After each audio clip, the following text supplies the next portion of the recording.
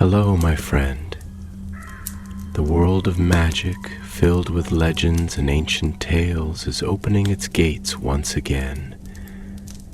Tonight, in the Gryffindor dormitory by the crackling fireplace, I will share another story with my friends. Join us, for the magic is about to come alive. The autumn wind swept through the turrets of Hogwarts, carrying with it the rustle of fallen leaves and the whisper of secrets. Golden banners hung over the great hall for the season's first feast, but high above the merriment, the castle's towers creaked as though they knew of some shadow stirring within their stones. Professor Albus Dumbledore, not yet the headmaster but already a figure both respected and quietly feared, stood upon the marble staircase that overlooked the hall. His blue robes shimmered faintly with starlight charms, and his half-moon spectacles caught the firelight like small embers. Though he smiled at the chatter of the students, his mind was elsewhere. He had sensed for some weeks now a faint tremor in the wards that bound the castle, a flicker as though some old spell had begun to stir. That evening the Ministry of Magic arrived, cloaked in authority and suspicion. They called it a security audit, though Dumbledore, with his deep intuition, knew that such visits rarely meant anything simple. At their head strode Peregrine Travers, a tall man with a hawk-like nose and eyes that seemed forever narrowed. His ministry badge gleamed, though there was something in his stride that spoke more of ambition than of duty. Merely a formality, Travers assured the assembled professors, bowing stiffly before Headmaster Armando Dippet. We have reason to believe certain relics once hidden during the Grindelwald conflict may have found their way back into Hogwarts walls. Dumbledore said nothing, but his heart tightened. He remembered too well the relics of that war, dangerous charms, cursed objects, and worse. He also remembered a night years before when he had placed his wand upon a silver signet and sworn words that even now burned in his memory, words that bound him, words that haunted him. The ministry inspectors scoured the castle. They checked cupboards, traced walls with their wands, and even pressed through the passages that led to the Forbidden Forest. Then, at the very top of the restricted tower, a place where only the most ancient wards kept company with the stars, they found it, or rather, they found it missing. A silver signet wrought with runes of oath and chain, once set upon a black velvet cushion, was gone. The binding seal, it was called, a relic forged to bind promises stronger than death itself. The air around its pedestal still thrummed with broken magic, as though the relic had been wrenched away only hours before. Travers turned sharply, his eyes flashing. "Theft! Within Hogwarts' own walls!" he cried, "and by one of your own students!" Within a day, whispers curled through the corridors. The accused was a seventh-year Hufflepuff named Caradoc Fleet, a clever lad with a sharp wit, though known for his curiosity about things best left untouched. Someone had seen him near the tower the night before. Someone else had found a scrap of parchment bearing his handwriting near the broken wards. Evidence piled up quickly, as it so often does, when suspicion hungers for a name. Caradoc denied it all, his pale face fierce with indignation, but Travers only sneered. "Convenient," the inspector said coldly, "yet the seal is gone, and unless it is returned, the ministry will have no choice but to act." Dumbledore watched the boy taken into custody, his heart heavy.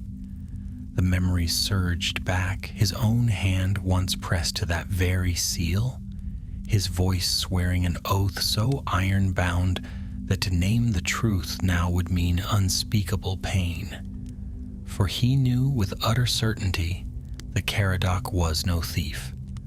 The one who had taken the seal was far older, far more dangerous. But bound by that long-ago vow, Dumbledore could not speak their name. He could not even raise his wand against them directly. The chains of the binding oath wrapped around him still, unseen but unyielding. That night, he stood alone in his study, the firelight throwing restless shadows across the shelves of ancient books. Minerva McGonagall, newly returned to Hogwarts as a young professor of transfiguration, entered quietly. She'd already spoken with Caradoc and seen the boy's honesty in his eyes. "You believe he is innocent," she said softly. "I do," Dumbledore replied, his gaze fixed on the flames.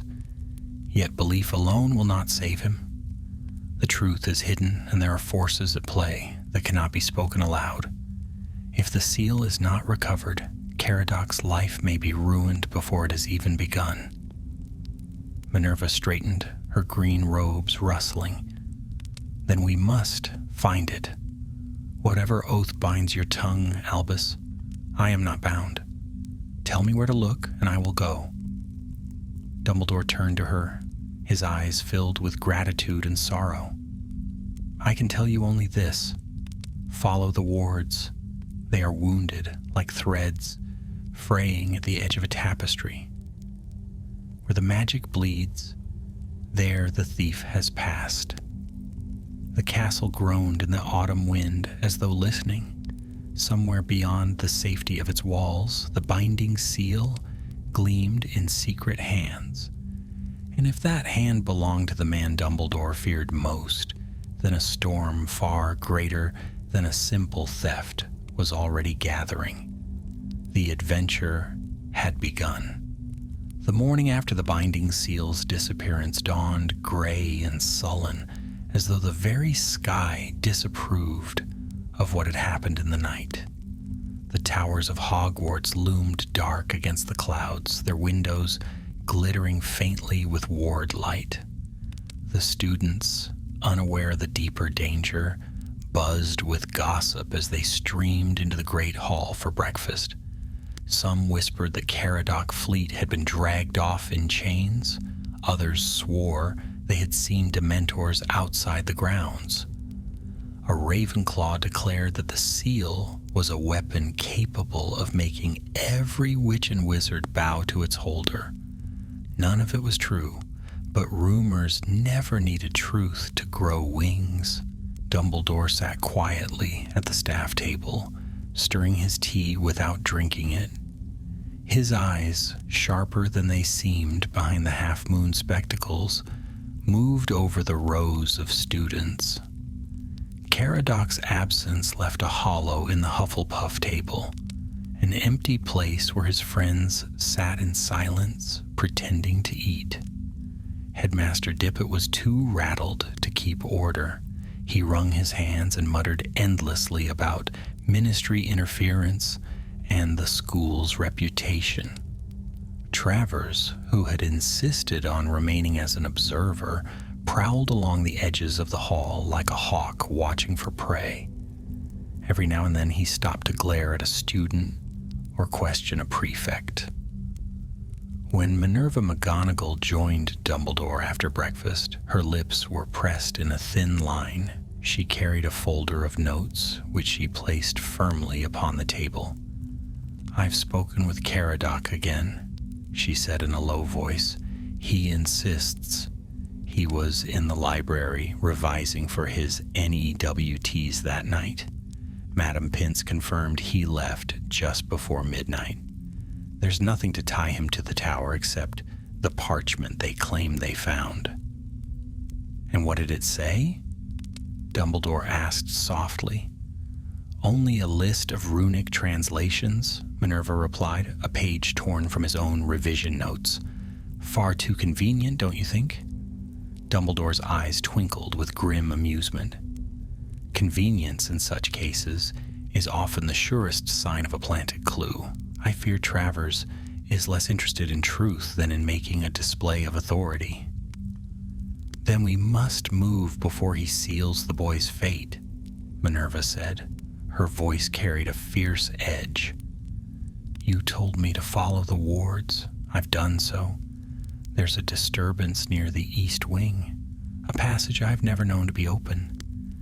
The air there feels wrong, as if the stones themselves resent being touched.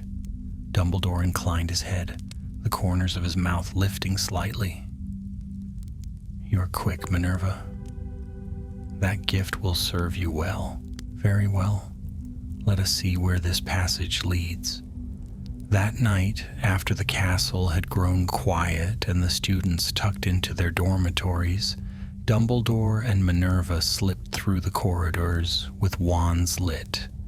The shadows lengthened ahead of them, stretching like black fingers across the flagstones. Portraits stirred as they passed, some pretending to sleep, others muttering questions that went unanswered. The east wing of the castle was little used. Dust lay thick upon the sills, and cobwebs draped the rafters. Suits of armor stood like forgotten sentinels, their visors clouded with age. At the far end of the corridor, behind a tapestry of a knight bowing before a unicorn, Minerva found what she had spoken of, a narrow archway where no archway had ever been before. The stone shimmered faintly, its runes cracked in bleeding light. Someone has forced the warden here, Minerva whispered, tracing the stone with her wand. A crude but powerful breach. Dumbledore leaned close, his expression thoughtful. Yes. See how the runes twist? This is not the work of a student's hand. Whoever passed through carried knowledge and intent. They stepped inside. The passage was narrow and damp, smelling of moss and old secrets. Their footsteps echoed as they descended, deeper and deeper, until the air grew colder. At last they reached a chamber carved directly into the bedrock of the hill. It was empty, save for a faint glimmer upon the wall. Dumbledore raised his wand, and the light revealed a sigil burned into the stone, a circle bound by chains, its links broken. The mark of the seal, Dumbledore murmured. His voice carried both sorrow and certainty. Minerva turned sharply toward him. You recognize it? I do, he admitted, though his eyes betrayed more than his words. But what matters now is that the thief has left his trail. This path leads beyond the castle, likely into the forest. Minerva frowned. Then we must follow at once. Before they could move, however, the sound of footsteps echoed down the passage behind them. Both raised their wands swiftly, but the figure that appeared was no foe. It was Caradoc Fleet. His face was pale, but his eyes burned with determination. Professor McGonagall, he whispered. Professor Dumbledore, I had to find you. They're keeping me under watch, but I slipped free. You believe me, don't you? I didn't take the seal. Dumbledore lowered his wand slowly. I do, Caradoc, and you are most reckless for coming here. But perhaps that recklessness will serve us. We may yet clear your name. The boy's relief was visible, though fear still lingered. Then let me help. Please. If I run, they'll call me guilty, but if I find the truth... Minerva's brows knitted, but Dumbledore lifted a hand gently. Very well. You shall come, but you must obey without question. Do you understand? Caradoc nodded fervently. Together the three moved deeper into the passage. At its end, a stone arch opened upon the outer grounds, hidden among the roots of an ancient oak at the very edge of the forbidden forest. The wind that swept out was sharp with pine and the distant cry of unseen creatures. Beyond lay darkness vast and wild, Dumbledore's eyes narrowed, his voice a low murmur. The thief seeks something more than the seal. I fear this path will lead us to it. Caradoc swallowed. What could they want? Power, Dumbledore said simply. Always power, and the seal is only the key. With that, he stepped forward, his robes stirring in the night air. Minerva and Caradoc followed, the three of them vanishing into the shadows of the forest.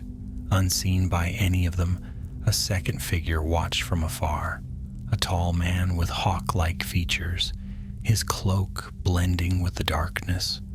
Peregrine Travers smiled thinly, his eyes glinting like steel. And then he, too, turned towards the forest. The forbidden forest was never welcoming, least of all on a night when the moon was veiled and the air thick with the scent of damp earth. The branches tangled overhead like the fingers of giants, and every rustle in the undergrowth seemed to whisper of unseen eyes.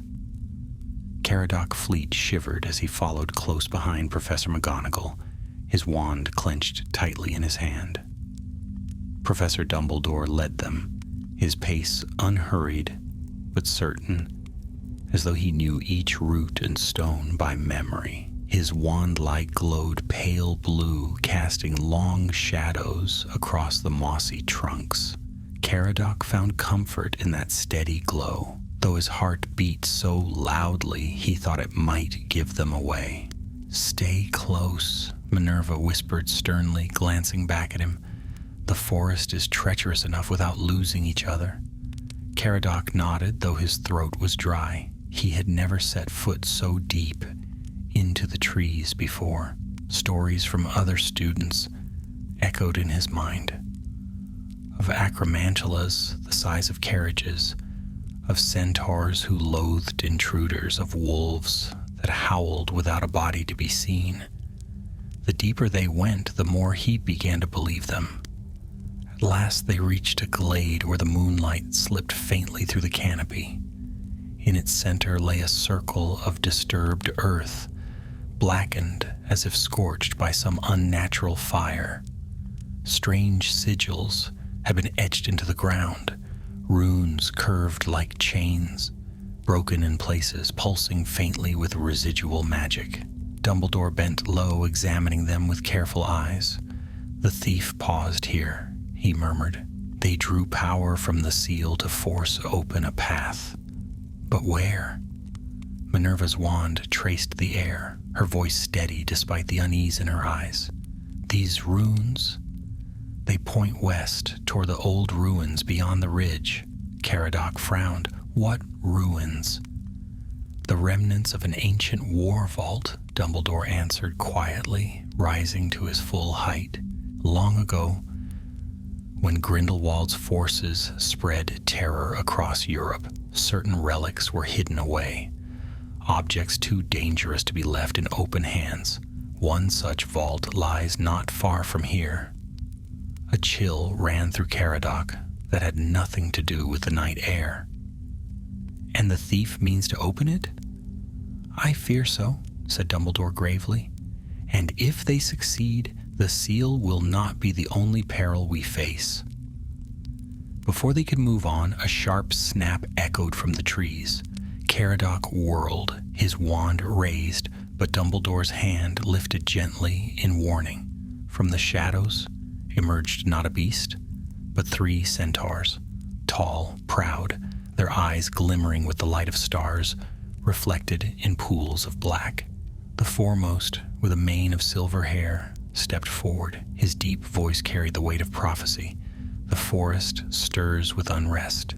A chain once bound is broken, and the sky itself shifts in answer. Dumbledore bowed his head respectfully. Bane, your wisdom is as sharp as ever. We seek the one who has disturbed this balance. The centaur's gaze flicked toward the sigils in the earth. The path you follow leads only to darkness. What lies sealed was meant to remain so.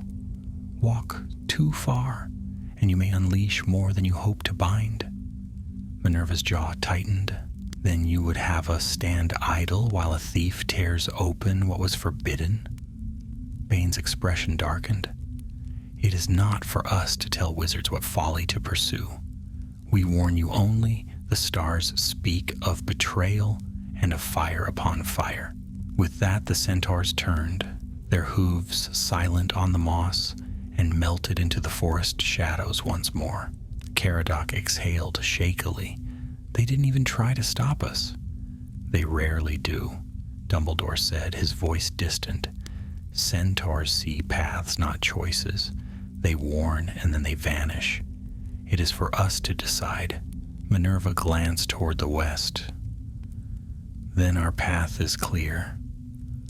They pressed on, climbing the ridge until the trees thinned and the night air sharpened with the scent of stone. At the summit, the ruins came into view, a cluster of broken arches and toppled columns, half swallowed by ivy. At its heart, sunk into the ground, like the lid of a buried tomb, lay a vast stone door inlaid with runes. Its chains, carved in relief, gleamed faintly as though alive. Caradoc's breath caught. The War Vault. But they were not alone. A figure stood before the door, his wand raised high, the binding seal glowing upon his hand like a captive star. Peregrine Travers turned slowly, a cold smile spreading across his face as he beheld the three intruders. "So," he drawled, his voice dripping with satisfaction, "the great Albus Dumbledore, come to watch the fruits of his past oaths. How fitting!" Minerva's eyes flashed. "You! It was you all along. You framed Caradoc." "Framed?" Travers interrupted with a laugh. "The boy was merely convenient. I needed suspicion cast elsewhere while I worked.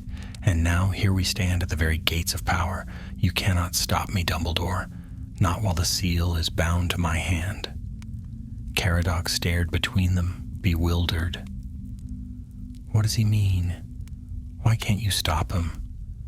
Dumbledore's face was grave, his eyes shadowed by memory. "Because many years ago, Travers and I swore an oath upon that very seal. An oath never to raise wand against one another, nor to betray each other's secrets.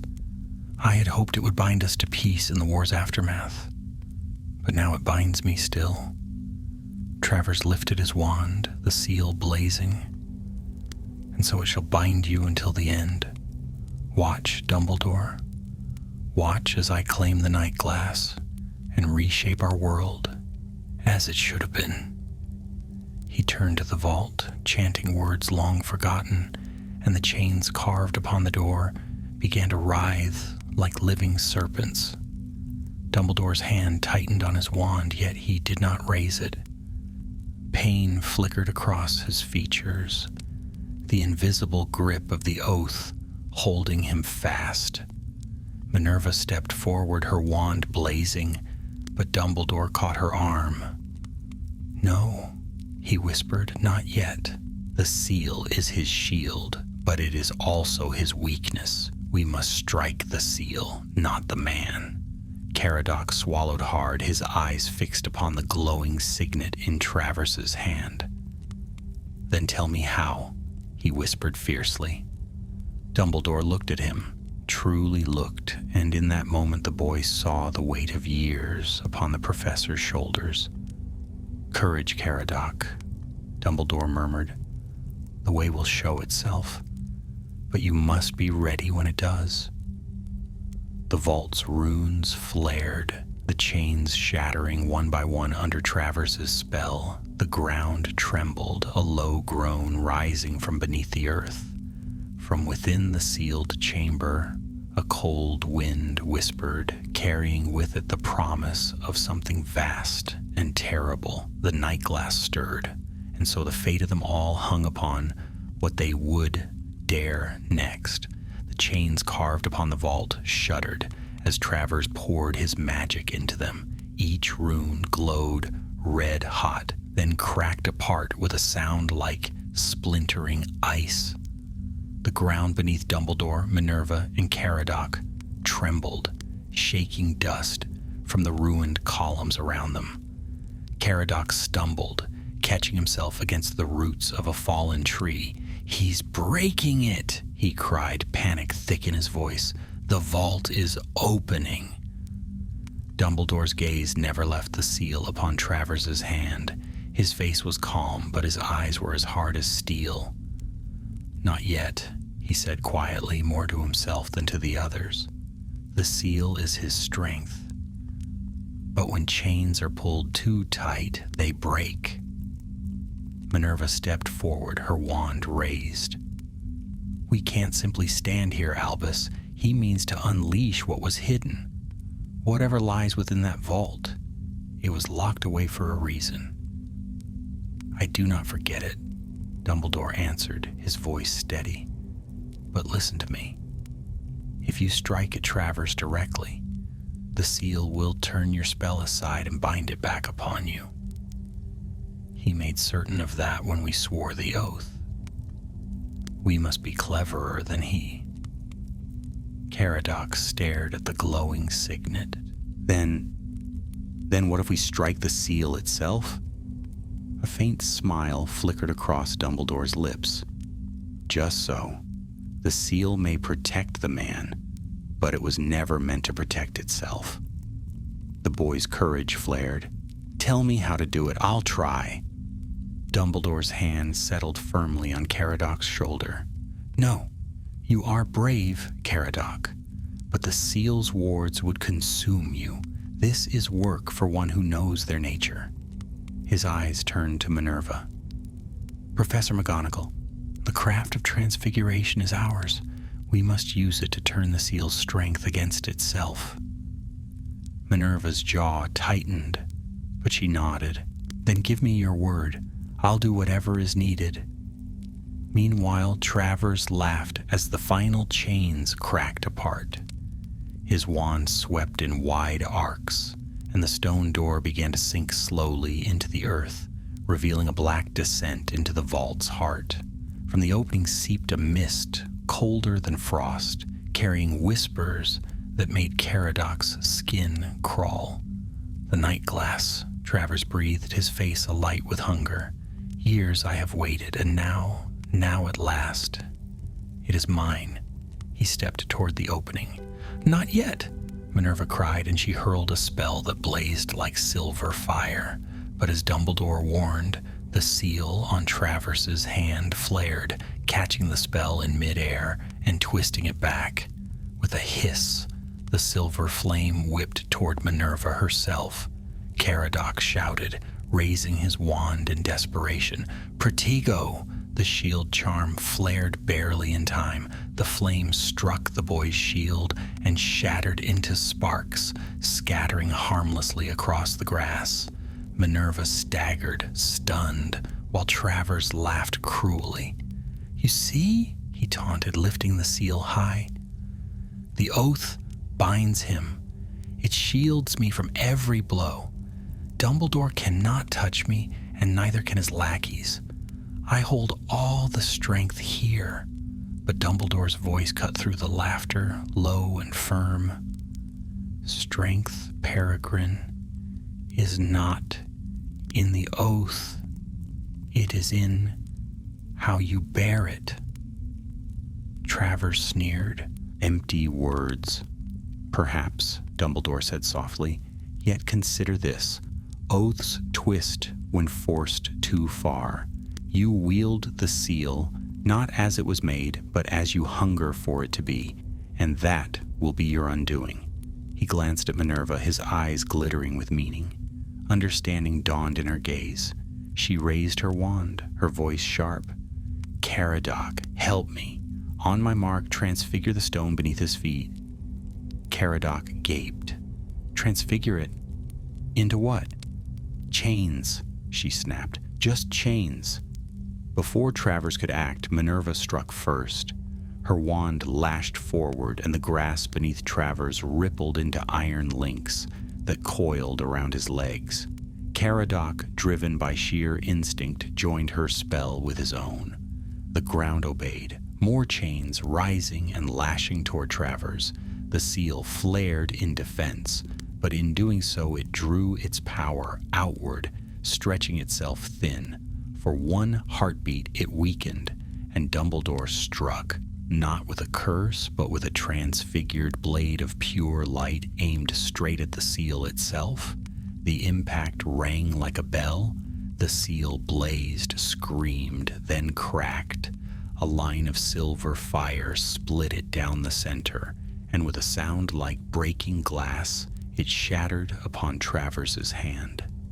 He screamed, staggering back, clutching his burned palm. The chains of oath and protection dissolved into ash around him. Dumbledore's breath shuddered out, as though the invisible weight of years had been torn from his shoulders.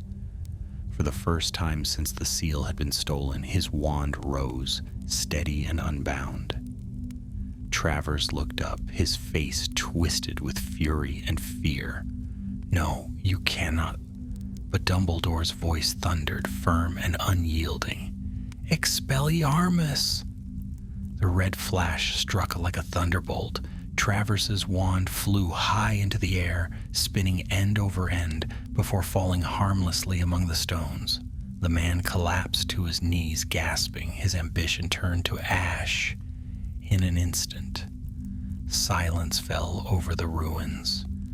Only the vault remained open, its black mist curling outward. The air hummed with menace, for though Travers had been stopped, the door stood ajar. Caradoc wiped sweat from his brow, his voice shaking. It's still open."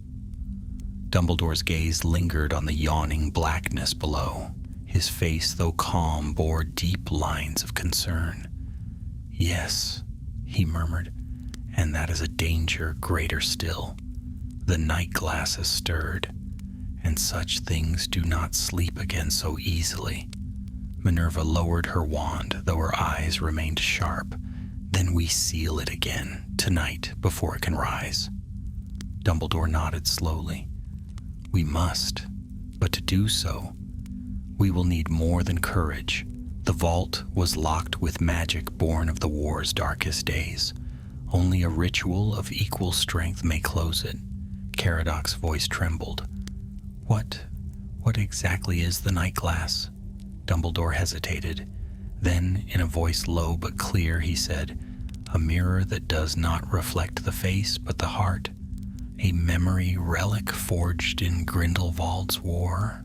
To gaze upon it is to see one's deepest desires twisted into weapons. Many who looked fell under its spell, consumed by what they thought they wanted most. It was hidden here for safety because no vault in Gringotts was thought strong enough to contain it." Caradoc shivered. "And Travers meant to use it?" "Yes," Dumbledore replied, "and he nearly succeeded." He turned to Minerva, his expression grave. "Help me bind the vault once more. We must weave the runes back together before dawn. Caradoc, you will stand guard. Keep watch for any who might approach, and do not, under any circumstances, look into the vault." Caradoc swallowed hard but nodded. Dumbledore and Minerva stepped to the ruined door. Together they raised their wands, chanting in ancient tongue. Sparks of gold and silver arced across the broken runes, knitting them slowly back together. The air thickened with magic, pressing down upon them like a storm.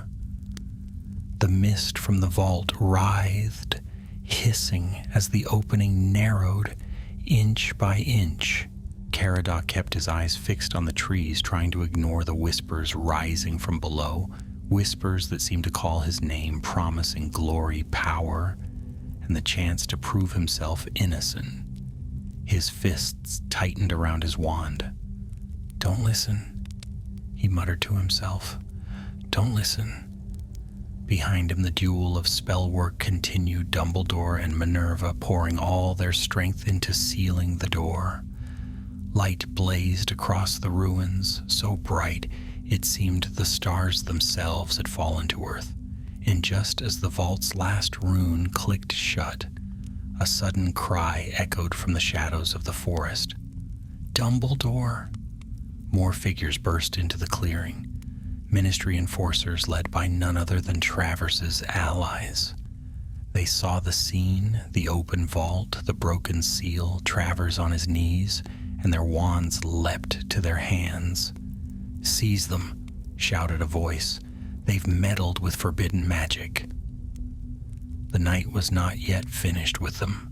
The clearing blazed with wand light as ministry enforcers stormed through the ruins, their cloaks flaring, their voices sharp with accusation.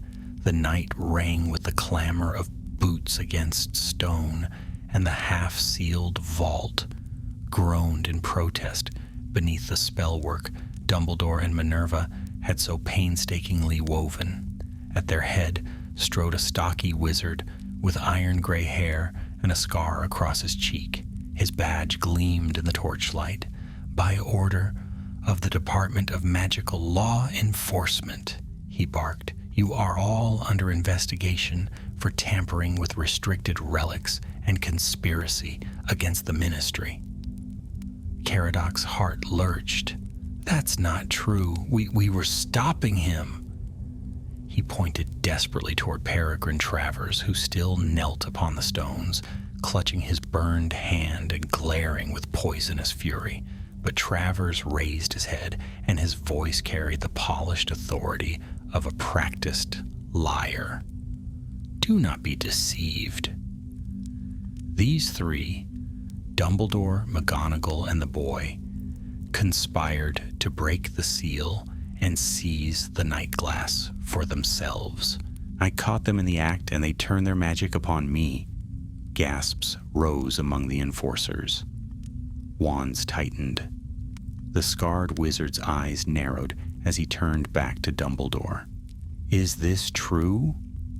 Dumbledore stood tall, his blue robes singed with dust and spellfire, his face grave but unflinching.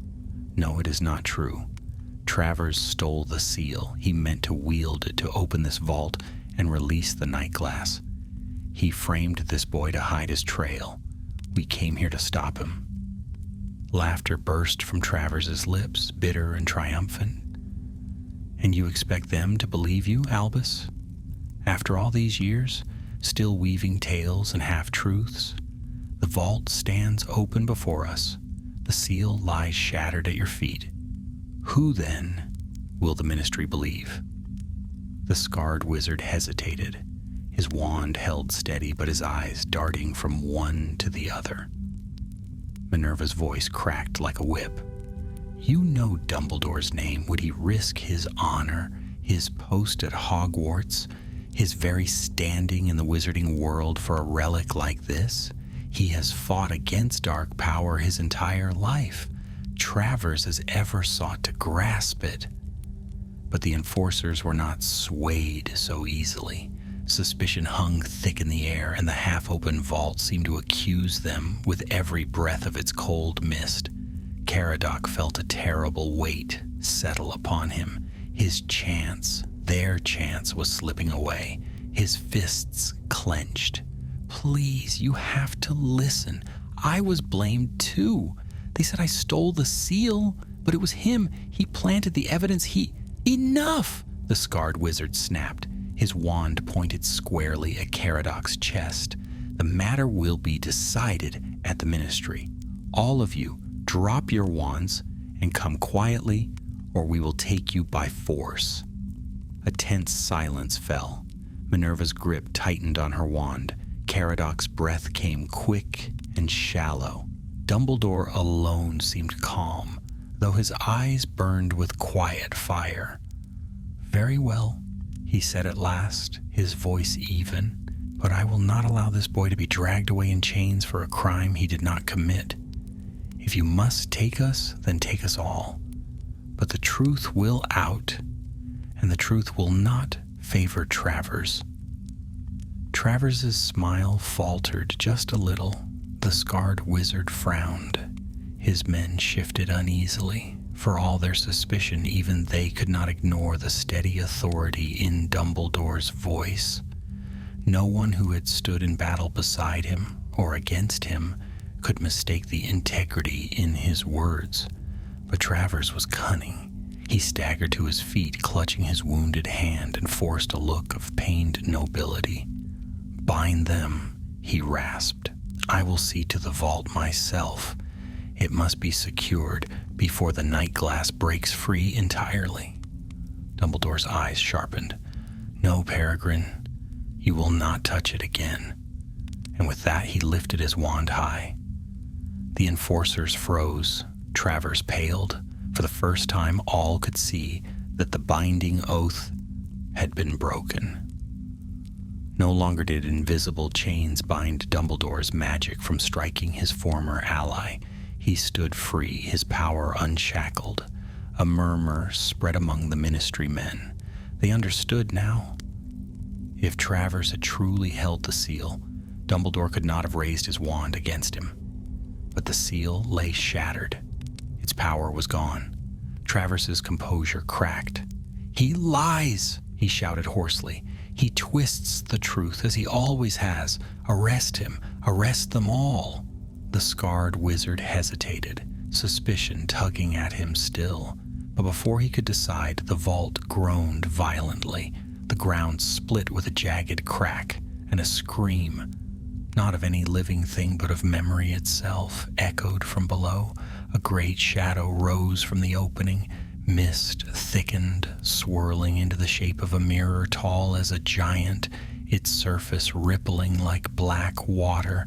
From its depths came whispers, thousands of voices overlapping, each a temptation, each a promise. The night glass had awakened.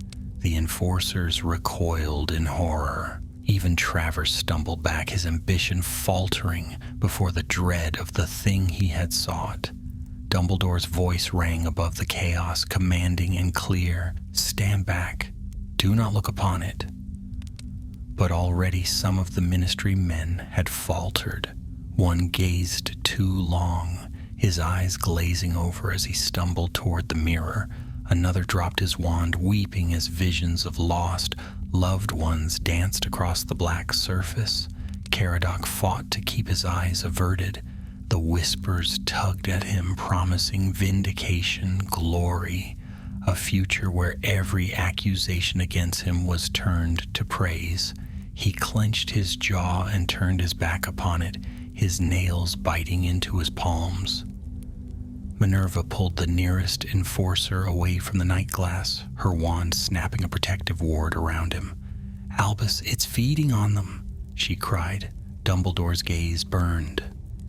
"Yes, and if it is not bound, it will consume us all." He strode forward, his wand raised high, light blazing from its tip like a star. "Stand with me," he called to Minerva and Caradoc. "Together we must drive it back." The boy swallowed hard, but his courage held. He raised his wand, his voice shaking. "With you, Professor." Minerva moved to Dumbledore's side, her green robes whipping in the unnatural wind. "Then let us end this." Together the three cast their magic, weaving chains of light across the surface of the night glass. The mirror screamed, rippling and thrashing, each chain striking sparks as though against iron. Its whispers grew louder, more desperate, as though offering anything, everything, to be freed. But Dumbledore's voice thundered above them all. "You will not master us." The night glass shuddered, its surface cracking like ice. One by one, the chains of light bit deep, binding it. The whispers faltered, then died. With a final shriek, the mirror imploded, collapsing into shards of black glass that dissolved into mist and were gone. Silence fell. The vault sealed itself with a thunderous boom, its runes glowing faintly before dimming once more. The enforcers stood in stunned silence. Travers was pale, trembling, his ambition stripped bare before them. And Dumbledore, breathing hard but steady, lowered his wand. "It is finished," he said quietly. The night glass will trouble us no more." The scarred wizard stepped forward slowly. His gaze moved from the sealed vault to Travers, then back to Dumbledore. At last he spoke, his voice hoarse. "I believe you, Professor. Travers will answer for this at the Ministry. As for the boy, his name shall be cleared." Caradoc's knees nearly gave way with relief. Minerva steadied him with a firm hand on his shoulder. But though the battle was won, Dumbledore's eyes lingered on the place where the night glass had stood. There was no triumph in his expression, only a quiet, troubled resolve. For relics such as that were never destroyed so easily, and even shattered dreams left shadows. The following morning broke gray and restless, as if even the sky had not recovered from the night's battle. Mist clung to the grounds of Hogwarts, curling around the turrets and drifting low across the lawns. Caradoc Fleet sat hunched in the hospital wing, his hands wrapped around a mug of steaming tea Madame Pomfrey had pressed upon him. He barely noticed the warmth. His mind returned again and again to the terrible whispers of the night glass, still echoing faintly in the corners of his thoughts. Across the ward, Minerva McGonagall paced like a restless cat, her sharp eyes flicking toward the door each time it creaked. Dumbledore stood near the windows, gazing out upon the fog-bound grounds, his expression unreadable. Though he appeared calm, his shoulders carried the invisible weight of choices made and choices yet to come. At last, a knock sounded. The door opened and the scarred Ministry wizard entered, his cloak damp with morning rain. Behind him, 2 enforcers dragged Peregrine Travers in enchanted manacles. Travers's face was drawn, his once proud features hollowed by the knight's defeat. His eyes, however, still smoldered with hatred. "By order of the Wizengamot," the scarred wizard announced, "Travers is to stand trial for theft, oath-breaking, and attempted misuse of a Class 1 restricted relic. You, Professor Dumbledore, are requested to appear as witness." His gaze softened slightly. "And the boy, Caradoc Fleet, is absolved of all suspicion. His innocence will be entered into record." Caradoc let out a shuddering breath. "I'm free?" Dumbledore turned, smiling gently. "Yes, Caradoc, your name is cleared." But Travers hissed, his manacled hands trembling with fury. "Do not think this victory will last. You've meddled in powers beyond even your control, Dumbledore. The night glass is not gone. It cannot be destroyed. Its shards are scattered now, waiting, and one day someone stronger will find them." "Be silent," the scarred wizard barked, shoving Travers toward the door. Yet Dumbledore's eyes narrowed. He said nothing. But in his heart he knew Travers spoke at least a sliver of truth. Relics born of dark magic never vanished so easily. Their echoes lingered, waiting for weak hearts to listen. The Ministry trial was held 3 days later in the vast chamber of the Wizengamot. High marble walls rose on all sides, lined with rows of witch and wizard seats, their faces shadowed beneath hoods. Torches burned with green flame, casting flickering light across the stone floor. At its center, Peregrine Travers stood bound in iron chains that snaked from the chair itself, tightening each time he moved. Caradoc sat high among the gallery, his hands sweating despite the chill. This was his first glimpse of the Ministry's highest court, and though awe coursed through him, fear lingered still. He could not forget Travers's parting words about the shards of the night glass. Dumbledore stood before the Wizengamot, tall and composed, his robes deep blue embroidered with faint silver stars. His voice, when he spoke, filled the chamber without need of enchantment. I testify that Peregrine Travers did steal the binding seal, an artifact of great and dangerous power. He framed a student under my care, intending to mask his own crime. With the seal, he broke into the war vault hidden beyond the forbidden forest, seeking to unleash the night glass. By oath, I once swore I could not act against him until my colleagues, Professors McGonagall and Fleet, broke the seal's protection. Only then was I able to disarm him. Were it not for their bravery, the relic might even now be loosed upon the world. Murmurs spread among the Wizengamot. The name of the night glass sent shivers through even the most stoic witches and wizards. For though it had long been forgotten by many, the older among them remembered the war and the dark relics Grindelwald had gathered. Travers lifted his chin, defiance flashing in his eyes. Lies, all lies. You speak as though you are blameless, Dumbledore, yet it was you who swore the binding oath beside me. You who bound yourself in secrecy. If the night glass was a danger, why leave it so poorly guarded? Why hide it at Hogwarts, where children might stumble upon it? You, not I, should stand chained before this court. Gasps and mutters erupted. The scarred wizard who had arrested him silenced the chamber with a bang of his staff. Enough, the court will decide guilt. But Dumbledore did not flinch. I have never denied the oath I swore.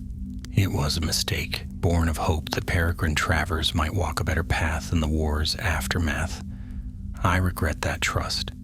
But if guilt lies with me, it is guilt of misplaced faith, not of treachery. Travers alone sought the night glass. The chief witch of the Wizengamot, her voice cold and stern, leaned forward. And what of the relic itself? You say it was shattered. Where is it now? Dumbledore's eyes flickered. Gone. Bound and broken. Yet I will not claim it is destroyed, for such magic seldom dies so easily. Vigilance must be kept.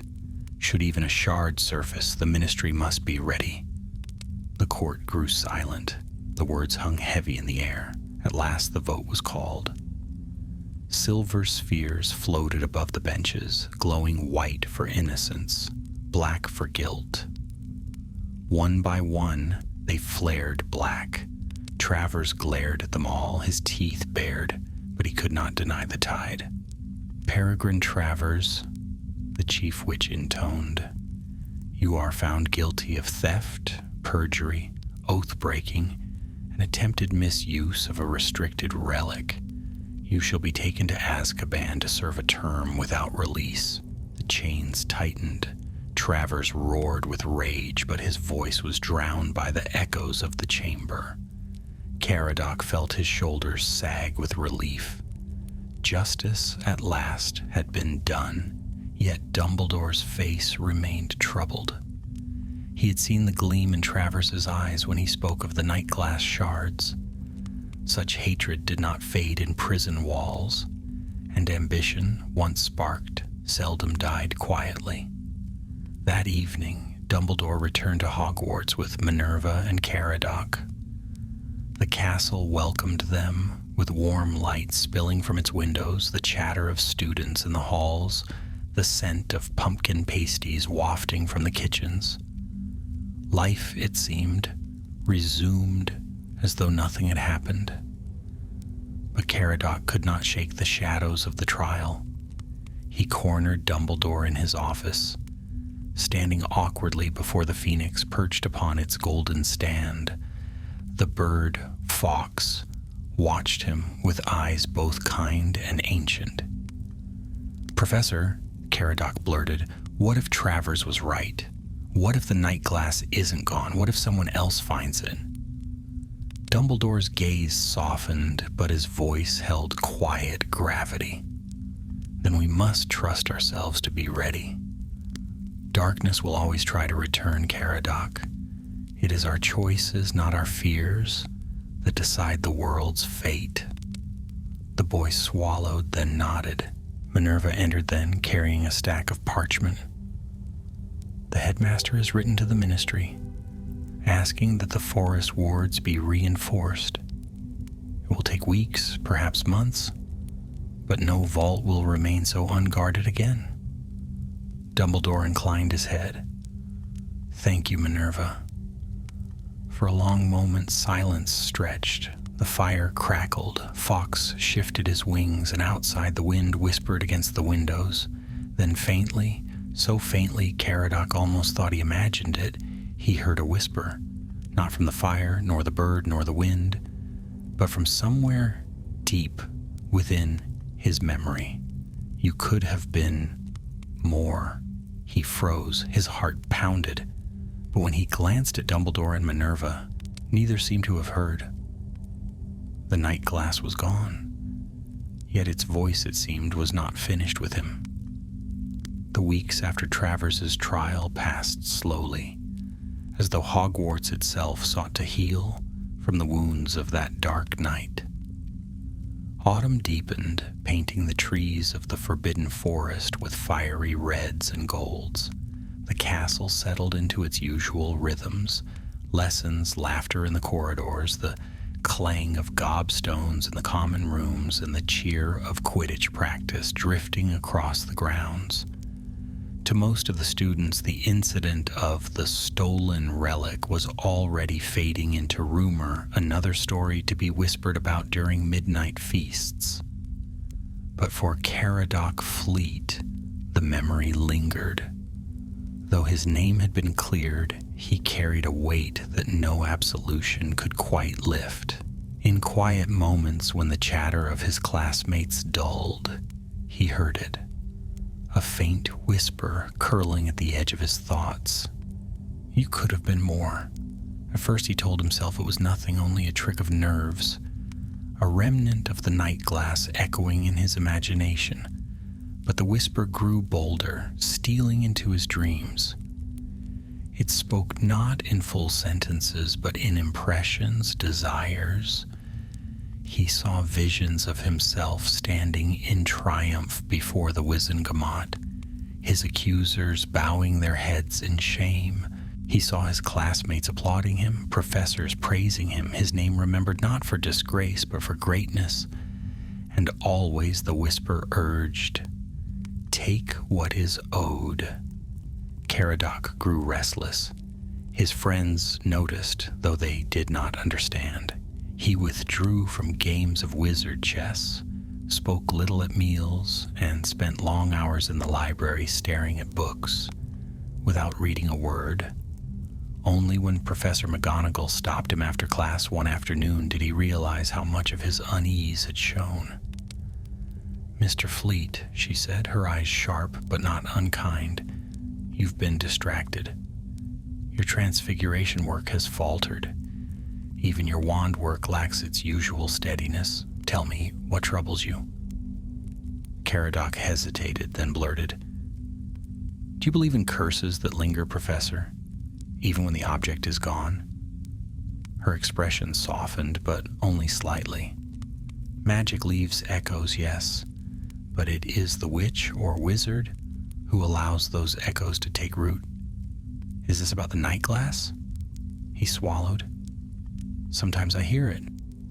Not clearly, just whispers, as if it's still calling to me."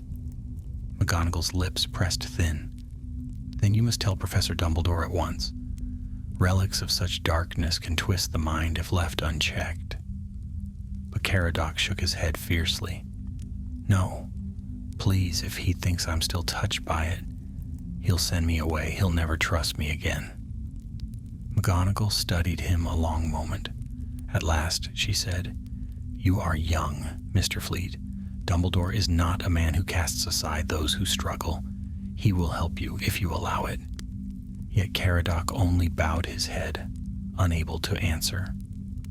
That evening in Dumbledore's office, the old professor sat in his high-backed chair, quill scratching steadily across parchment. The firelight glimmered on shelves of books and curious devices that ticked and spun of their own accord. fox dozed upon his perch, his scarlet feathers glowing in the light. A knock came. Minerva entered, her face stern. "Albus," she said, "we must speak of the boy." Dumbledore looked up, his eyes twinkling faintly, though his face was serious. "Caradoc?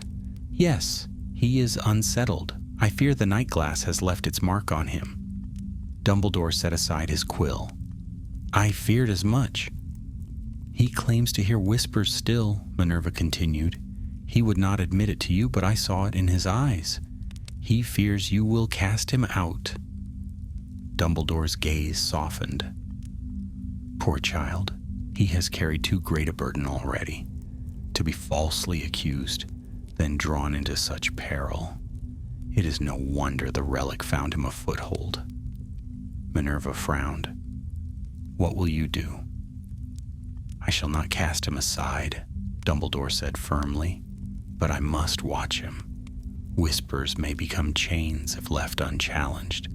If he allows the relic's echo to grow, it could twist his choices." Minerva's jaw tightened. Then perhaps it was folly to bring him with us that night. A student should never have faced such a thing. "Perhaps," Dumbledore admitted, "yet courage revealed itself in him, and courage, Minerva, is not without cost."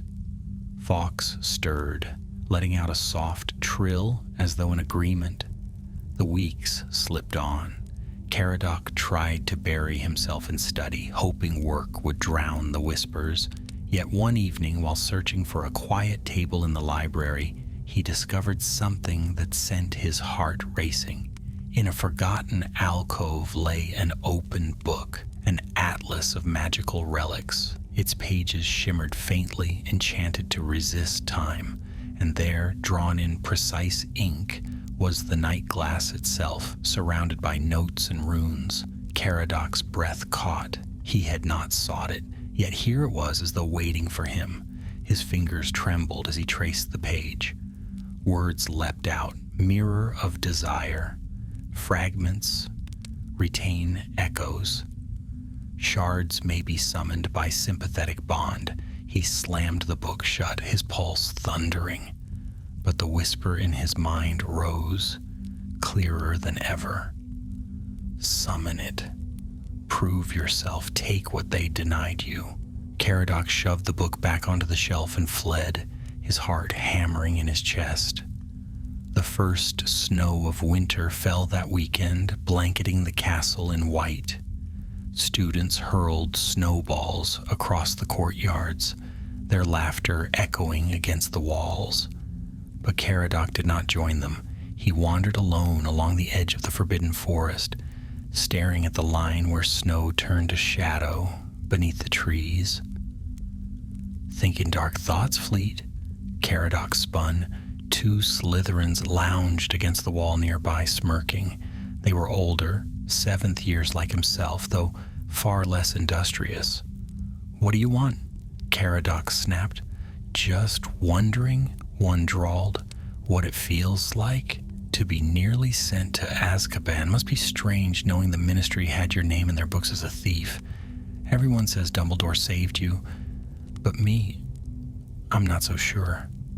Caradoc's fists clenched. "It wasn't me. Travers framed me." The Slytherins laughed, walking off with mocking bows. "Of course, Fleet, of course. Keep telling yourself that." Their words bit deeper than he wished to admit. He turned back to the forest, the whisper swelling inside him. "You could silence them all. Show them who you truly are. Summon what they fear, and they will bow." Caradoc's wand trembled in his hand, but before he could raise it, a voice called gently behind him. "The forest has many secrets, Caradoc. Best not to add more to it." Dumbledore stood a short distance away, his robes dusted with snow, his eyes calm but piercing. Caradoc flushed, guilt flooding him. I was only walking." "Indeed," Dumbledore said softly. "Yet your steps seemed heavy, as though you carried more than your own weight." The boy looked away. "Do you think I'm cursed, Professor?" Because of the night glass? Dumbledore's face softened. No. Cursed, no. Marked, perhaps.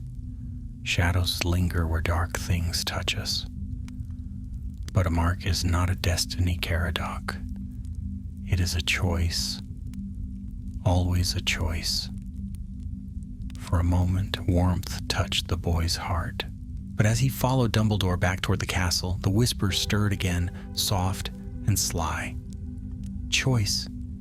Yes. And you will choose us.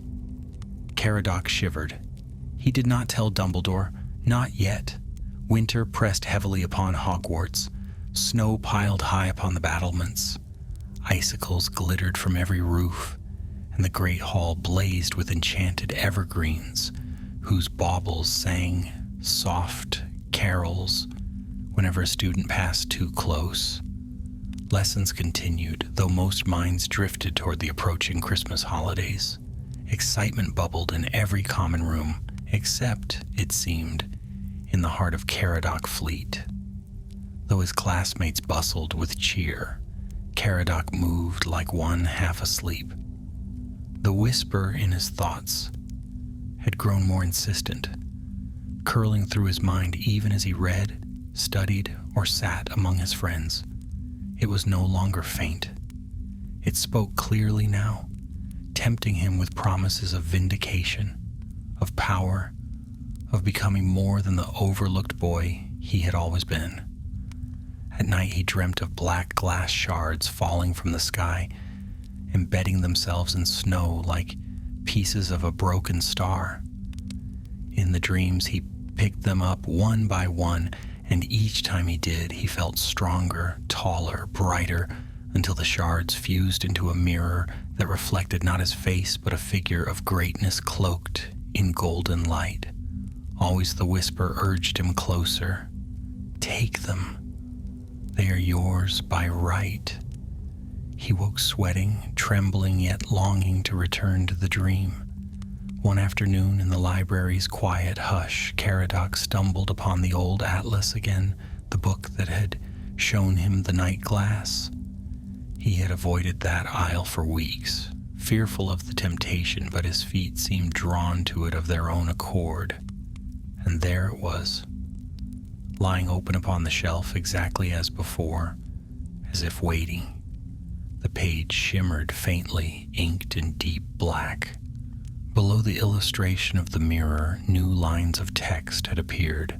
His breath caught as he read, fragments of the night glass. May be called by will should the seeker's heart burn with desire, but beware, each shard reflects not truth, but hunger, and hunger grows, until nothing remains but the glass. Caradoc's fingers twitched toward the page. Then with a shudder he slammed the book shut and stumbled back. Yet he could not shake the words. That evening at supper he barely touched his food. Minerva McGonagall watched him from the staff table, her eyes narrowing. Beside her, Dumbledore spoke softly, though his gaze flicked more than once toward the boy at the Hufflepuff table. Later, as the students drifted back to their dormitories, Minerva cornered Dumbledore in the corridor. "He grows thinner by the day," she said sharply. "His eyes are shadowed, his hands tremble in class. If we do not intervene, Albus, we may lose him to whatever whispers remain." Dumbledore's face was troubled. "I see it too. The night glass has marked him more deeply than I feared. Its shards are restless, calling to him." "Then why allow him to suffer in silence?" "Because he will not yet trust us with his burden," Dumbledore said quietly. "He fears rejection. He fears weakness. If I press too hard, he will turn inward where the whispers thrive." Minerva frowned. "So we do nothing? We watch," Dumbledore answered gravely, "and when the moment comes, we act. The boy must choose to stand with us, or the glass will claim him." The moment came sooner than either expected. A week before Christmas, the snow fell thick across the castle grounds. Caradoc wandered alone along the lake's edge, his cloak pulled tight against the biting wind. The whispers filled his mind, louder than ever, until he could hardly hear his own thoughts. They mocked you. They doubted you. But the shards wait. Call them and they will come. Prove yourself. Caradoc sank to his knees in the snow. His wand shook in his hand.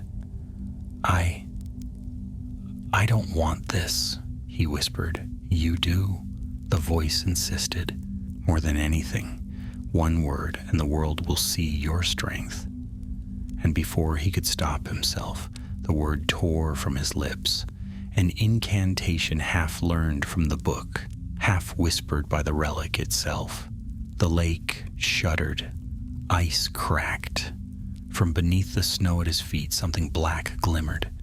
A shard of glass, jagged and cold, rose from the earth as if answering his call. Caradoc gasped. His hand reached for it without thought. The shard pulsed with faint light, and at once he felt warmth surge through him, strength, clarity, purpose. The doubts fell away, replaced by a fierce exhilaration. But then another voice rang across the frozen shore. Caradoc. He spun. Dumbledore was striding swiftly across the snow, his wand raised, his cloak billowing in the wind. Behind him came Minerva, her eyes sharp with alarm. Caradoc froze, the shard gleaming in his hand. I only... Dumbledore halted a few paces away, his voice calm but firm. Put it down, Caradoc. The shard is not a gift. It is a chain. The boy's chest heaved. The shard's warmth coursed through him, filling him with strength he had never known. How could he let it go? He had felt weak, doubted, cast aside. But with this, he could prove himself, show them all. Keep it, the whisper urged. Keep it, and none shall laugh at you again. Caradoc raised the shard slightly, his eyes bright with desperation. What if it makes me more? What if this is what I was meant for? Dumbledore's eyes softened with sorrow. Power born of hunger devours itself, Caradoc. The night glass does not make you more, it makes you less, until nothing remains but desire. I know this truth too well.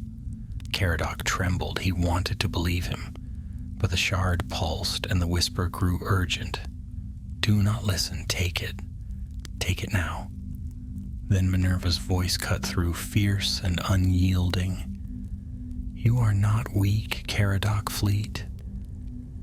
You proved that when you faced Travers, when you dared stand against him, though the world thought you guilty, that courage was yours, not the night glasses. Do not throw it away. The boy faltered. His grip loosened. For a heartbeat, silence hung heavy. Then, with a cry, Caradoc hurled the shard onto the ice. Dumbledore's wand slashed through the air, conjuring chains of white fire that wrapped around the glass. It writhed, screamed, and dissolved into mist. The boy collapsed to his knees, shaking. Dumbledore knelt beside him, laying a hand gently on his shoulder. Well done, he murmured. You chose. Caradoc's eyes filled with tears. But I nearly didn't. I wanted it. Wanting is not failing, Dumbledore said softly. It is in choosing, otherwise, that strength is found. Minerva approached, her expression stern but relieved. This must be reported to the Ministry. If shards can answer to him, they may answer to others. We cannot let them remain scattered. Dumbledore nodded. Yes, but the Ministry must tread carefully. The shards cannot be hunted as one hunts beasts. They will call to those who seek them, and only those strong enough to refuse them can bind them. The danger is far from ended. Caradoc bowed his head. The whispers had gone silent, yet he felt their echo still, a hunger that might never fully leave him. And somewhere far beyond the snowy grounds of Hogwarts, in a shadowed corner of Nocturne Alley, a shard of black glass pulsed faintly in the dark, waiting for the hand bold or foolish enough to claim it. Snow continued to fall across the castle, yet a hush had settled that was not only of winter. Rumors swirled among the students, whispers of strange lights in the forest, of shadows that lingered too long upon the staircases, of faint cries heard in the night when no one was there. Few knew the truth, but Hogwarts had always thrummed with secrets, and the children's tales grew quickly. Caradoc kept his head low. He had not spoken of the shard he summoned. Only Dumbledore and Professor McGonagall knew, and both had sworn the matter to silence, yet silence was no shield. In his heart, Caradoc knew that if a shard had come to him, others would surface as well. The thought filled him with dread, and yet, if he was honest, also with a flicker of temptation. The ministry did not remain idle. Reports filtered in from across Britain. A shopkeeper in Nocturne Alley raving about a mirror that showed him riches before collapsing into madness. A young witch in Devon claiming her looking glass had whispered her future. Even an Auror, steady and seasoned, who confessed he had dreamt of a shard resting in his own hand. Most dismissed these as tales, but Dumbledore knew better. The night glass was stirring piece by piece. One evening he summoned Minerva to his office. The fire blazed warmly, casting long shadows across shelves of curious contraptions, while Fawkes dozed upon his perch, feathers glowing like embers. Dumbledore sat with fingers steepled, his face troubled. "The ministry is already stretched thin," he said quietly. "They do not yet see the pattern, but the shards are moving, drawn to those who hunger." Minerva frowned. "Then we must make them see. If the night glass gathers strength again, it will not stop with whispers." "I agree," Dumbledore said, "but we must tread carefully. The more the ministry hunts, the more attention it draws. Ambition feeds on mystery. Shards hidden in shadow may remain dormant, but once pursued, they shine like beacons." Minerva's lips pressed into a thin line. "You mean to guard them yourself?" "Not alone," Dumbledore replied. "I will need help, trusted eyes and hands, those who can resist temptation. The work cannot fall to me alone, nor to the ministry." "And the boy?" she asked pointedly. Dumbledore's gaze softened. "Caradoc has already faced the pull once. That gives him strength, but also danger. The night glass will not release him easily." Minerva shook her head. "He is still a student, Albus. Do not ask of him what should never be asked of one so young." Dumbledore's voice was quiet but steady. "The world does not wait for us to be ready. Sometimes choice is thrust upon us, whether we wish it or not." Meanwhile, Caradoc wandered the castle corridors restlessly. The whispers had gone since the shard was destroyed, yet he could not shake the memory of the power it had offered. When he looked in mirrors now, his reflection seemed to regard him differently, as though waiting. One night, unable to sleep, he slipped into the library. The castle was silent, save for the faint creak of beams and the whisper of wind against the windows.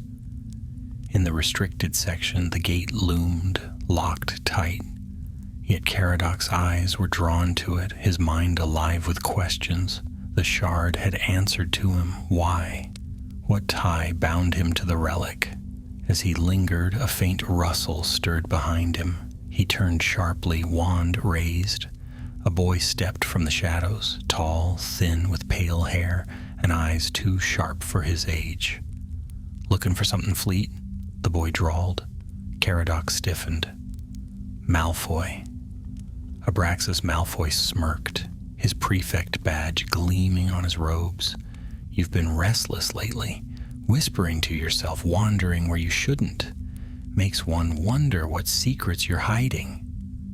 That's none of your business, Caradoc snapped. Oh, but it is, Malfoy purred. I hear things fleet. Word is you were nearly sent to Azkaban, that you consorted with Dumbledore himself in the forest. Dangerous company, dangerous rumors. Unless, of course, his smile widened. You'd like to share what you found? Perhaps something broken, something powerful? Caradoc's blood chilled. You know nothing. Perhaps, Malfoy said smoothly. But secrets have a way of revealing themselves. If there's something out there, something the Ministry doesn't want others to have, well, better in the hands of a true wizarding family, don't you think? Before Caradoc could reply, a new voice cut through the gloom. Back to bed, Mr. Malfoy?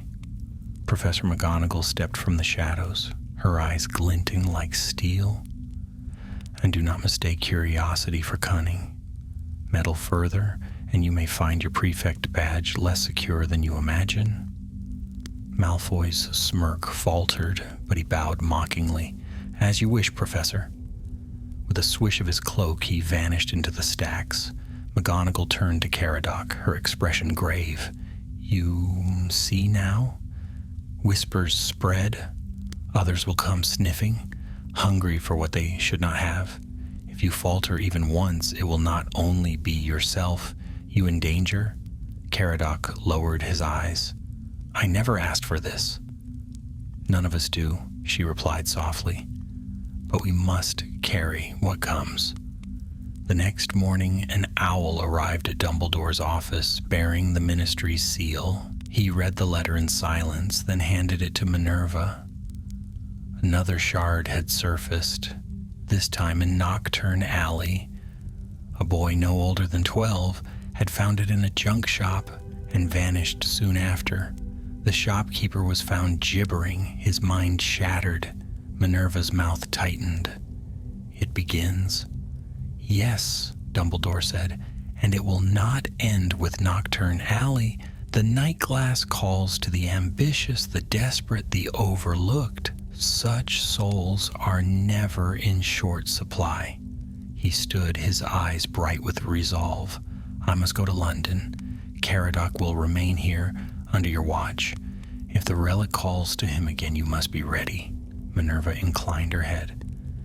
And if another shard appears near the castle, Dumbledore's gaze drifted toward the snowy towers beyond the window. Then heaven help us all. London 2 nights later was shrouded in mist. Dumbledore moved through the narrow lanes of Nocturne Alley, his wand hidden in the folds of his cloak. Shadows lingered at every doorway, merchants hawking cursed trinkets in hushed tones. But all eyes followed him, for even here, his presence was not unnoticed. He found the junk shop easily, a crooked building with shattered windows and a sign that swung in the wind. Inside, the air reeked of burnt parchment and old dust.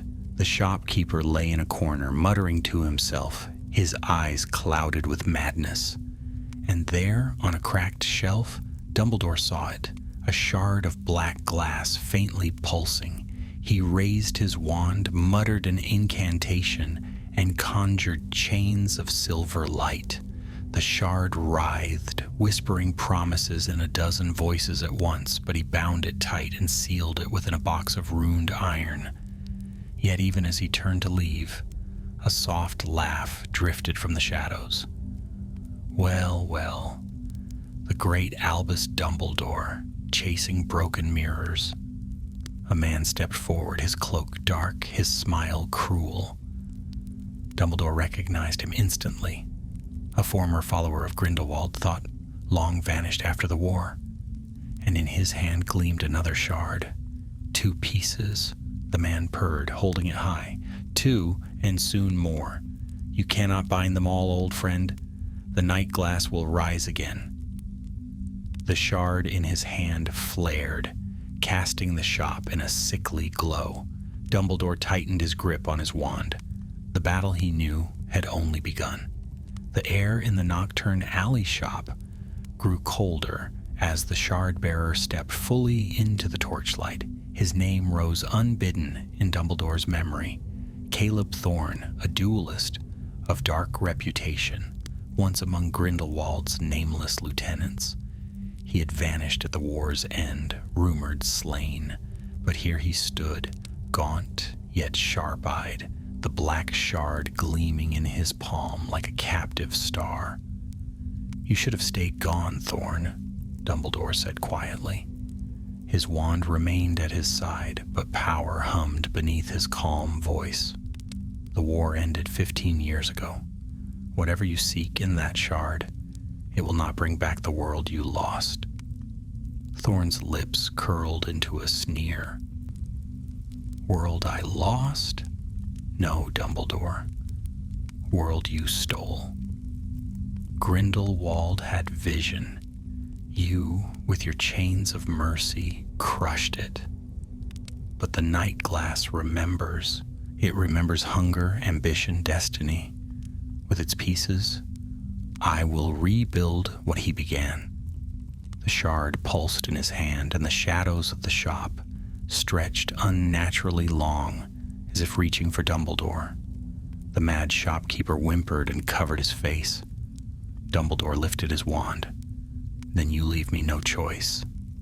The duel began. Thorne struck first, slashing his wand through the air. A whip of black flame burst forth, searing across the room. Dumbledore raised a shield of shimmering silver, the fire hissing as it broke upon it. He answered with a flick of his wand, sending the shelves crashing down in a shower of sparks. But Thorne swept his shard-wielding hand, and the debris turned to ash before touching him. "You see?" Thorne shouted, his voice echoing with unnatural resonance. "The shard bends to me. Its whispers are my strength." He hurled a curse of jagged ice. Dumbledore spun it aside, the shards shattering against the walls. The old professor's eyes narrowed, their calm deepening into resolve. "Strength, Caleb, is not in whispers," Dumbledore said firmly. "It is in silence. When one masters the voice that tempts." Thorne snarled and pressed harder, curses spilling from his wand in quick succession. Crimson jets, green sparks, coils of shadow. Dumbledore deflected, dodged, and countered, his magic precise, his movements measured. He conjured chains of golden fire that lashed toward Thorne, but the shard blazed, shattering them. Yet Dumbledore noticed something. Each time the shard flared, Thorne winced, as though its power scorched him, even as it obeyed. "Already it consumes you," Dumbledore murmured. Thorne's face twisted. "No, it exalts me." He raised the shard high and with a cry unleashed its full power. The walls of the shop dissolved into swirling black glass, shards spinning like a storm. Whispers filled the air, hundreds of voices chanting in dreadful chorus. Dumbledore stood at the storm's center, cloak whipping in the wind. He closed his eyes. His wand rose and his voice rang out, clear and steady. "Finite incantatum." His spell struck like a bell. Light blazed, filling every corner of the shop. The storm of glass faltered, shards clattering to the ground. Thorne staggered, clutching the shard to his chest as if to protect it. "No!" he screamed. "It's mine!"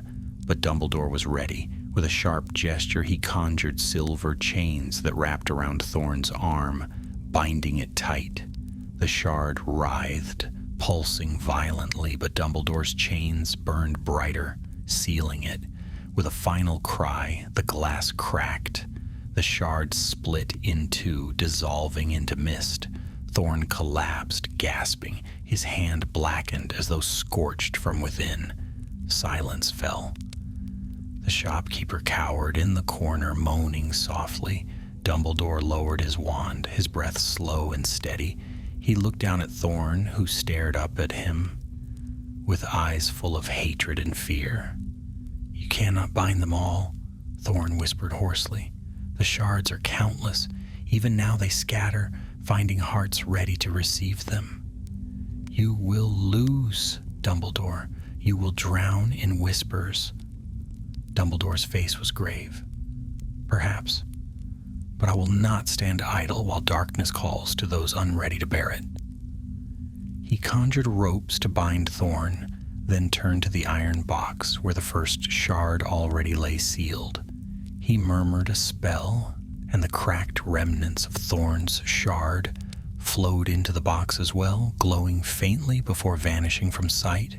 The danger in Nocturne Alley for now was ended, but Thorn's words lingered in Dumbledore's heart like thorns, countless shards scattered, waiting.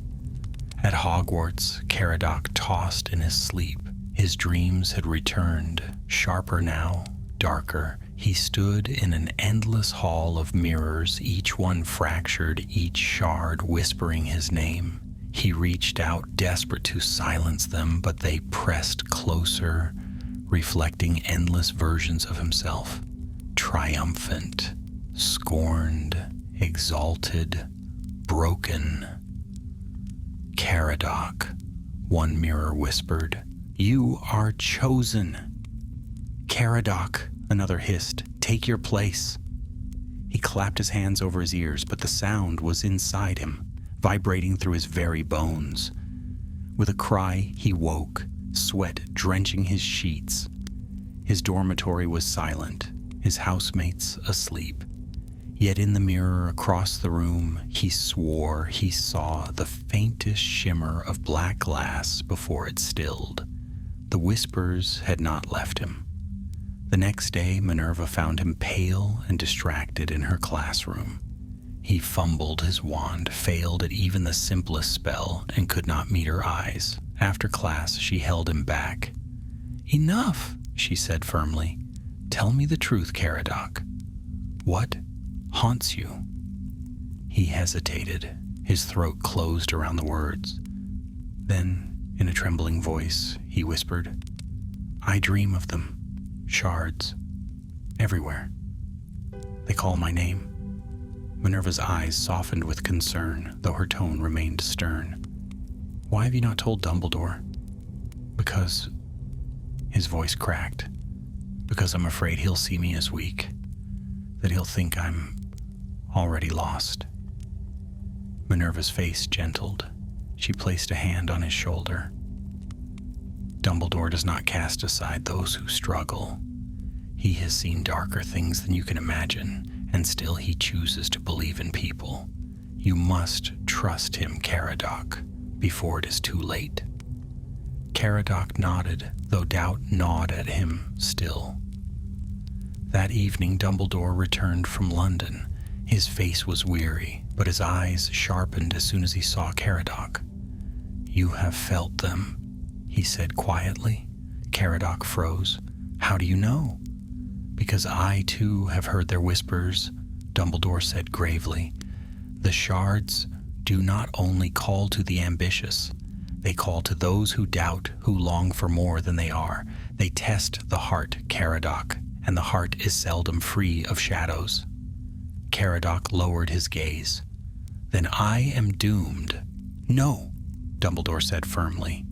He stepped closer, his voice steady as stone. "You are not doomed. You are tested. And each choice you make is a victory, no matter how small. That is how we resist. Not by silence, but by choosing again and again." Caradoc's eyes stung with unshed tears. "But what if I fail?" Dumbledore placed a hand gently on his shoulder. "Then you will rise again. That is what makes us more than what the glass shows." For the first time in weeks, warmth flickered in Caradoc's heart. Yet in the depths of his mind, the whisper lingered, soft and sly. "Rise again. Yes, but always closer to us, and far away, beyond Hogwarts, beyond London. In dark places where light seldom reached, the shards of the night glass pulsed faintly, waiting for the storm to gather. Winter's grip tightened upon Hogwarts, but the chill that haunted the castle's halls was not only of snow and ice. Whispers spread now beyond Caradoc's troubled dreams. Teachers murmured of faint reflections seen in classroom windows where none should be. Students claimed their goblets shone black for an instant before filling with pumpkin juice. Even the portraits grew restless, muttering uneasily as though the walls themselves had begun to remember. Dumbledore knew the signs too well. The shards were not merely stirring, they were gathering. What had begun as scattered fragments across Britain was weaving itself into something stronger, a tide of shadows that sought a center. One evening, as the first stars pricked the icy sky, Dumbledore summoned Minerva to his office. Fawkes crooned softly from his perch, his golden tail feathers catching the firelight. "It will come to Hogwarts," Dumbledore said simply. Minerva's expression sharpened. "You're certain?" He nodded. "The shards call to one another, and Caradoc has already been touched. The castle's ancient wards, powerful though they are, draw relics like moths to flame. When the night glass seeks to reform, it will choose this place." Minerva's mouth tightened. "Then we must be ready." But Albus, if the shards call to him, the boy may be its doorway. Dumbledore's gaze darkened. Yes, and that is the choice that awaits him.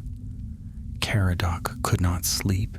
He had not confessed the full depth of his dreams, even to Dumbledore. Each night the mirrors multiplied, their whispers stronger, their promises brighter. And now, when he passed the great windows of the castle, he sometimes caught his reflection smiling back at him, when his own face was solemn. That night he woke with a start to find his dormitory bathed in cold light. He sat up, his heart froze. A shard hovered at the foot of his bed. It glowed faintly black, yet gleaming, spinning slowly in the air. Its whispers filled the room, though his housemates slept on, oblivious. "Come, Caradoc, you need not be small, you need not be doubted. Take us, and the world will bow." His hand rose without thought, but before his fingers touched the shard, a voice spoke softly from the shadows. "Do not." Caradoc turned. Dumbledore stood in the doorway, wand lit with pale blue light. His face was calm, but his eyes glinted with quiet fire. The shard pulsed almost defiantly. "He does not believe in you. Only we do." Caradoc's chest heaved. It came to me. "Yes," Dumbledore said, "because it knows your hunger. But hunger is not destiny, Caradoc. It is only a voice. You may listen or you may refuse." Tears burned in the boy's eyes. "What if I'm too weak?" "Then we stand with you," Dumbledore said firmly. "Strength shared is never weakness." For a moment Caradoc wavered. Then, with a cry, he seized his wand and struck. "Expulso!" The shard cracked, shattering in a burst of black mist. The whispers shrieked and vanished. Dumbledore caught the boy as he sagged, trembling. "Well done," he murmured. "Your choice is your own." But even as he spoke, a deeper rumble shook the castle. Windows rattled, torches flared, and from far below, in the depths of the forbidden forest, a roar like breaking glass echoed. The shards were gathering. The next day the castle quivered with unease. Snow fell, heavy, muffling the grounds, yet the forest seemed darker, as though its trees leaned closer to the walls. Professors whispered in corners, students huddled nervously in groups. At dusk, Dumbledore gathered Minerva and Caradoc at the gates of the Forbidden Forest. His wand glowed faintly and silver charms circled him like fireflies. "It has begun," he said gravely. "The shards are drawing together. If they form the night glass anew, no ward will contain it. We must intercept them now." Caradoc's face was pale, but he nodded. "I'll come." Minerva frowned. "Albus, he must come," Dumbledore said. "The shards seek him. If he stands with us, their call will falter. If he hides, they will find him anyway." So into the forest they went. The snow muffled their steps, but the trees groaned as though alive. The deeper they went, the colder it grew, until frost clung to every branch and the breath froze in their throats. At last they reached a clearing where the earth cracked open like a wound, and there, suspended in the air, swirled shards, dozens, perhaps hundreds, gathering into a vast whirling storm of black glass. Their whispers filled the clearing, overlapping, endless. "We are whole, we are hunger, we are the mirror of the heart." The shards began to fuse, shaping into a vast mirror taller than the trees. Its surface rippled with shadows. Within it, each of them saw their reflection. Caradoc triumphant, Minerva exalted, Dumbledore young again, hand in hand with someone long gone. The night glass was reborn. Caradoc staggered, clutching his head. "It's too strong," Dumbledore's voice thundered. "Stand fast. Remember who you are, Caradoc. Do not believe the reflection." The boy clenched his eyes shut. He thought of his friends, his family, of the laughter of Hufflepuff common room, of the small kindnesses that had steadied him. Slowly, the whispers weakened. Dumbledore raised his wand high. "Minerva." Together they cast. Chains of silver and fire arced through the air, wrapping the mirror. The night glass shrieked, its surface fracturing, but each crack showed not darkness but memories. Moments of doubt, of desire, of love. The mirror fought back. Shadows lashed out, striking Dumbledore across the chest, sending him staggering. Minerva conjured a shield, sparks flying as the mirror struck again and again. Then Caradoc stepped forward. "I am not yours," he shouted. "You do not define me." He raised his wand, and for the first time his voice was clear, steady, certain. "Finite incantatum." The spell struck the mirror, the chains tightened, the cracks spread, and with a deafening shatter, the night glass exploded into a storm of shards that dissolved into mist and were gone. Silence fell. The clearing was empty. Only snow drifted gently to earth. Caradoc collapsed to his knees, gasping. Dumbledore knelt beside him, laying a hand on his shoulder. "You have done what even I could not. You have chosen, and by that choice, the night glass is undone." Minerva straightened, her face pale but resolute. "Is it truly gone?" Dumbledore looked skyward. The stars shone clear, the air lighter, the forest no longer groaning. At last he nodded. "Yes, its power is broken. Shards may linger, but never again shall they gather as one." The following days passed in quiet relief. Hogwarts returned to its rhythm. Snow gave way to the first signs of spring, and laughter returned to the halls. The whispers were gone. Caradoc Fleet walked with lighter steps. He was no longer the boy who had trembled at accusation, nor the boy who had nearly given in to temptation. He had faced the mirror of his heart and chosen himself. One evening he found himself again in Dumbledore's office. Fawkes trilled softly, the fire crackled, and books lined the walls. "I don't understand," Caradoc said. "Why me? Why did the night glass come to me at all?" Dumbledore smiled faintly. "Because you were worthy of it." worthy of being tested, worthy of choosing. Darkness does not waste its whispers on those who cannot hear. But you heard, and you refused. That is strength beyond any relic. Caradoc lowered his head, but a quiet pride stirred in his chest. Dumbledore leaned back, his eyes distant. Remember this, Caradoc. Power comes and goes. Whispers rise and fade. But choice is what endures. Guard it well, and you need never fear any mirror.